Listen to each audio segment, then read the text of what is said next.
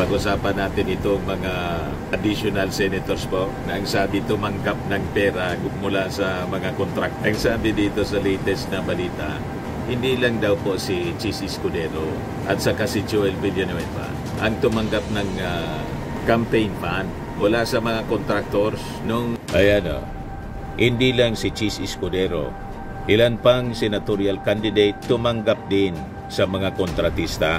Gayon din umano si Senators Bam Aquino, Nancy Binay at JBR Sito na tumanggap ng magkakaibang halaga mula sa ilang kontratista ng Department of Public Works and Highways. Joel Villanueva, nothing concealed which shall not be revealed, sabi sa Bible. Ngilig-ilig ni Senator Villanueva, mga kababayan, mag-quote ng Bible kasi yung tatay niya, pastor ng GIL. At siya siguro nagpapagang mga balita at pagtalakay sa mga isyu ng lipunan. Bulsa! Opinyon, banat at paglalantad sa katotohanan. Bulsa! What you see is what you get. You decide. Mga kababayan, si Dante Maravillas, Bicolano vlogger, broadcast journalist from Albay. Pag-usapan natin itong mga additional senators po na ang sabi tumanggap ng pera mula sa mga contractors. Ang sabi dito sa latest na balita, hindi lang daw po si Chis Escudero at saka si Joel Villanueva ang tumanggap ng campaign fund mula sa mga contractors nung eleksyon. May mga bagong senador na lumabas sa investigasyon, mga kababayan, ng Philippine Center for Investigative Journalism. Hindi lang si Chis Escudero, ilan pang senatorial candidate tumanggap din sa mga kontratista. Nabasa na po ng baho. Ngayong ginagawa pong investigasyon ng Senado, asa pa kayo, di ba? Asa pa kayo na magkakaroon ng fair o honest to goodness investigation yung Senado. Yung mismong Senate President, mga kababayan, umami na 30 million. Tapos yung isang nagpunsyo pilato, si Joel Villanueva, 20 million. Inami na nila. May iba pa palang mga senador. Alamin natin. Yan yung report ng Abante Tonight. Sabi dito, hindi lang umano si Senate President Chis Escudero ang tumanggap ng donasyon mula sa kontratista ng gobyerno para sa eleksyon. Sa ulat ni Dexter Canibe sa agenda ng Billionaire News Channel, lumabas niya sa pagsisiyasat ng Philippine Center for Investigative Journalism na tumanggap din umano si Senator Joel Villanueva ng 20 milyong pesos na donasyon para sa 2022 elections mula sa New San Jose Builders Incorporated. Ang naturang kontratista umano ang nakakuha ng mahigit sa 2 bilyong kontrata para sa pagpapatayo ng 19-story office ng National Housing Authority noong 2021. Ngayon, sa hiwalay na report ng PCIJ, na pagsilip naman sa 2013 elections, tumanggap din umano ng donasyon si Escudero ng 10 million pesos mula sa New San Jose Builders at isa pang 10 million pesos mula naman sa Tokwing Construction. Matagal na yan. Malamang pag binusisi lahat mga kababayan, itong mga senador na to, na dating congressman, simula pa lang ng kanilang pagpasok sa politika, may mga contractors ng donor. Sisingaw at sisingaw yan, sigurado.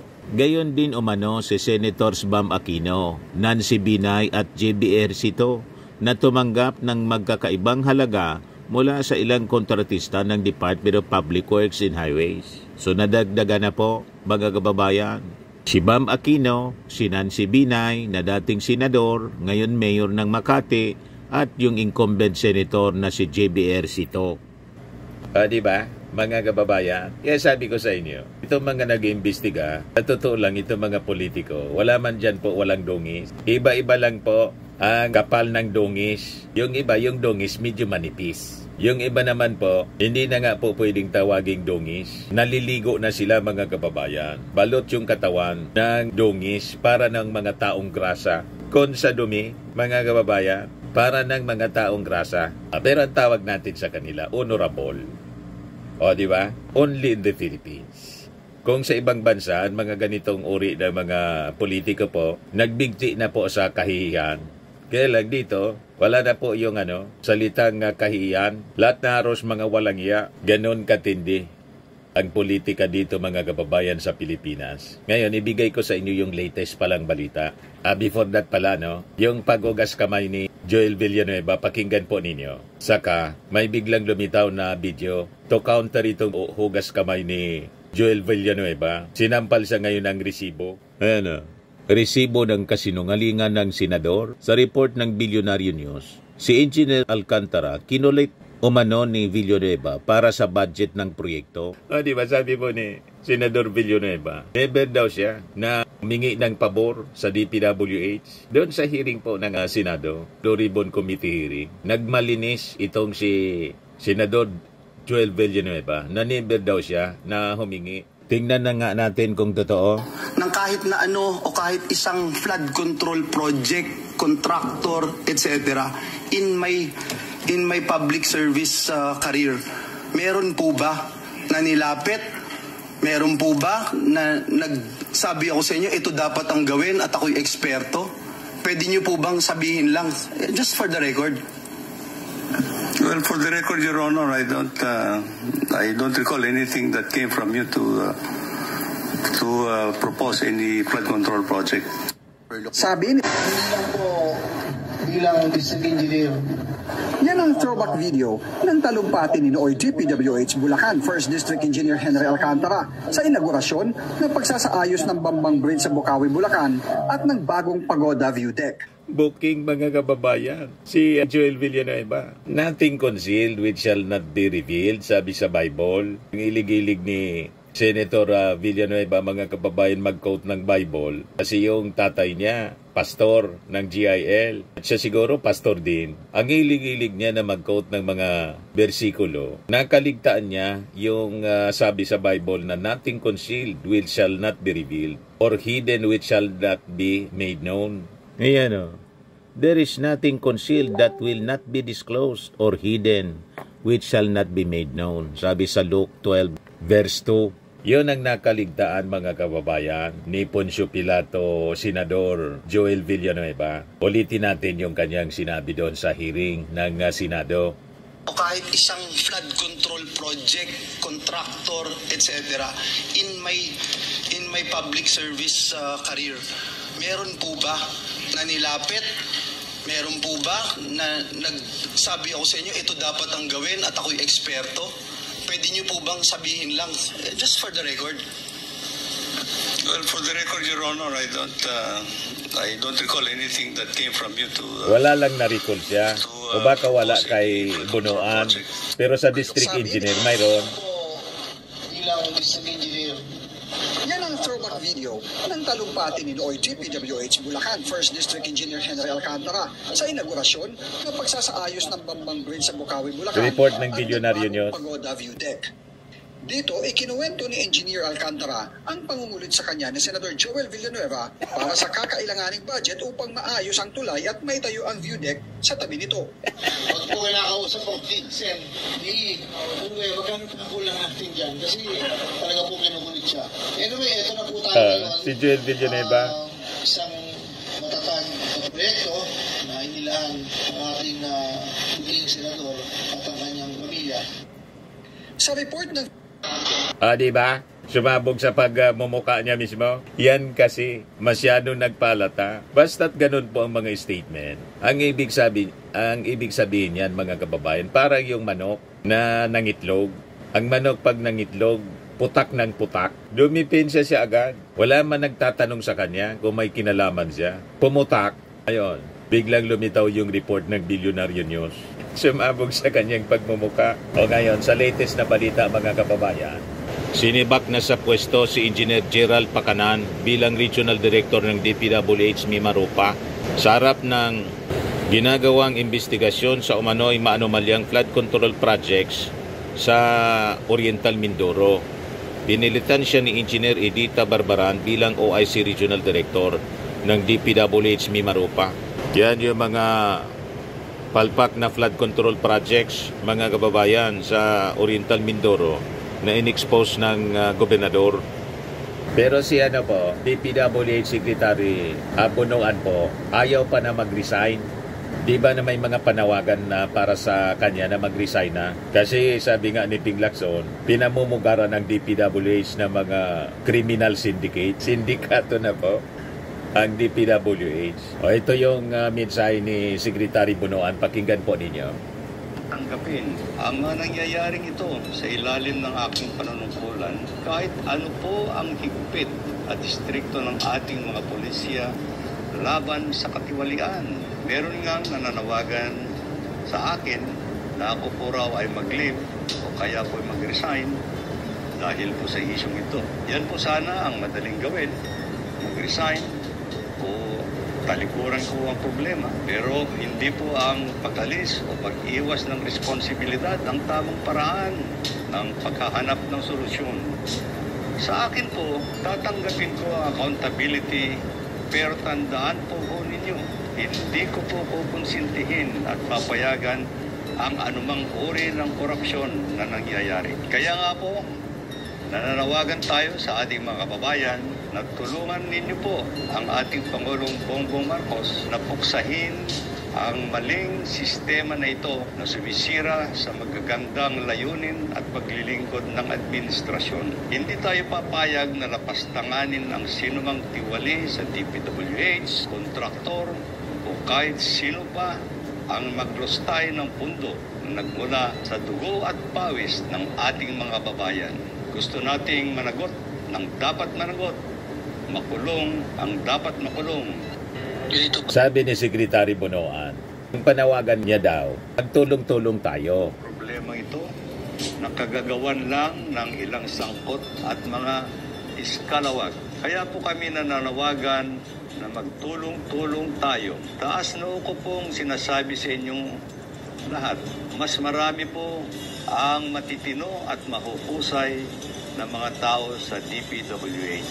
Muli, hinihingi ko po ang inyong tulong na matukoy ang mga taong sangkot sa mga katiwalian sa mga paggawaing bayan. Angad po nating lahat ang kalutasan ng problema ito na kagagawan lang ng ilang sangkot at mga iskalawag. Kaya po kami nananawagan na magtulong-tulong tayo. Taas noo ko pong sinasabi sa inyong lahat. Mas marami po ang matitino at mahuhusay ng mga tao sa DPWH. So, totoo naman po ang sinasabi niya, no? Hindi man lahat sa DPWH po sangkot sa anomalya. Ang karamihan dyan, yung mga official man lang po, regional director, assistant regional director, district engineers. May mga kasabwat din, siyempre, na nabibigyan-bigyan ng konti na mga empleyado ng DPWH. Pero ang karamihan dyan, yung mga key positions po, ang talagang involved sa pandaraya po sa mga projects, lalo na mga district engineers po. Ang rason din kung bakit na-involve sila sa mga anomalya, kasi mga tao sila na mga politiko. Yan ang katotohanan dyan, mga kababayan. Ngayon, hindi pa sinisibak ng ating Pangulong Bongbong Marcos si Bunoan. At ang ibig sabihin nito, wala man nakikita or wala pang nakikita siguro yung ating Pangulong Bongbong na rason para sibakin. May tiwala pa yung ating Pangulo kay Secretary Bunoan. So hayaan muna natin po kasi ang promise mga kababayan ni Secretary Bunoan, lilinisin niya daw ang DPWH. At ayaw niyang talikuran ang ganyang responsibility bilang isang secretary. So, hayaan muna natin mga kababayan kasi wala man pong direktang involvement. Kundi siguro, masasabi natin, command responsibility, di ba? Pero nag-promise siya na lilinisin. Tingnan natin muna kung magagawa niya mga kababayan na linisin o baka kasama siya sa dapat na linisin. Di ba po? So bigyan niya natin ang pagkakataon muna na patunayan niya yung kanyang mga sinabi. Ito yung mga reactions mga kababayan kay Joy Villanueva. Huwag magtiwala sa mga taong feeling righteous, dami nila. Sabi ni Joel Albano, obviously defensive, very amateur. Sabi ni Paulo Marco, kaya pala ayaw ng impeachment. Isa din pala miyembro ng bloodbath. Tama ang mahal na Pangulo. Maya naman kayo, pero meron pa ba? Sabi ni Blossom, hindi ikaw ang magtatanong niyan. Ginagawa mong bobo, tinatanong mo. Hintayin mong expose ni Senator Ping Lacson. Mas lalo kang nagpapahalata kasi hindi rin bobo mga mamamayang Pilipino, lalo na mga taga Bulacan. Sabi ni Joey Mazadaw Lanas, kasuhan na yan, may solidong ebidensya naman laban sa kanya. Sabi ni Arnel, tumahimik ka na lang kaya siraan na ang reputasyon mo sa taong bayan. Sabi ni Aligaga, sinungaling. Sabi ni Gilbert Sabio, sana nga pagbayaran niya, pananabot tayo sa Senado. Sabi ni Arvin, ba't si Bonoan tinatanong niya? Malamang wala. Wala, kay Sekretary wala siyang pabor na hiningi kay Sekretary Bonoan. Pero kay Engineer Alcantara, mayroon. Galing mismo sa kanyang bibig. O di ba po? Firmax Firming and Lifting Cream, pinapahid po sa mga pulses in affected area. Mainam po sa paninigas ng mga kaso-kasuan. Ito naman po, Automax Radiant Serum. Sa mukha naman yung application. Anti-aging po siya. You will look 10 years younger than your age. Sa mga cancer patients naman po, baka lang gusto ninyo itong itry. Naing siya red mixed fruit drink. Hindi mo po siya gamot, food supplement siya. Kaya lang, gawa siya mga kababayan sa goji berry. Yung goji berry, may anti-cancer properties. O ngayon, yung mga inquiries ninyo, dumiritso na lang kayo sa aming messenger sa Facebook para masagot namin agad. Ayos pa? Ayos na ayos niya, Mr. Maravilla. But anyway, ito po pala yung aming bagong product na binibenta online. I am worldwide amazing pure organic barley powdered drink mix from Australia. Negosyo to ng aking anak na architect entrepreneur Riz Maravillas. Ayan po. Kontakin na lang po ninyo siya, Riz Maravillas on Facebook. Ang mga health benefits niya, boost immunity, improves digestion, enhance energy levels, packed with antioxidants, prevent cancer. Sa mga nagana po ng malinis and spacious fitness gym, pumunta lang po kayo sa aming Colossal Fitness Gym. May Grab ka rental din po kami. Ito naman po yung bago naming product na binibenta online.